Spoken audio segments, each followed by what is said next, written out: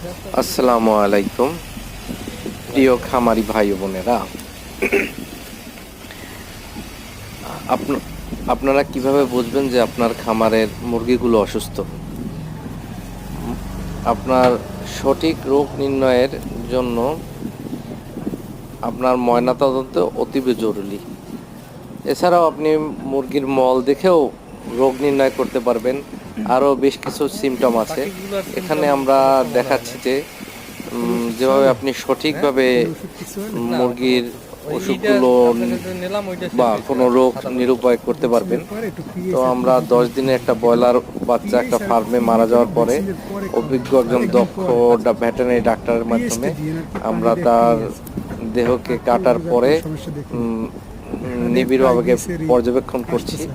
দেখেন এখানে তার কলিজা, তার লাংস, তার হার্ট এবং কিডনি সমস্ত অঙ্গ প্রত্যঙ্গগুলো আলাদা আলাদাভাবে পরীক্ষা করা হচ্ছে এবং কিছু বিশেষ রোগের শরীরেরও কিছু সিমটম থাকে।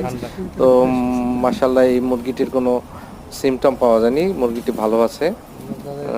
তো এইভাবে আমরা মুরগির সঠিক রোগ নিরূপায় করতে পারি। অভিজ্ঞ লোক পাইছি চরমনের ভিতরে কাটা ছিটার জন্য, এটা একটা বিশাল পাওনা।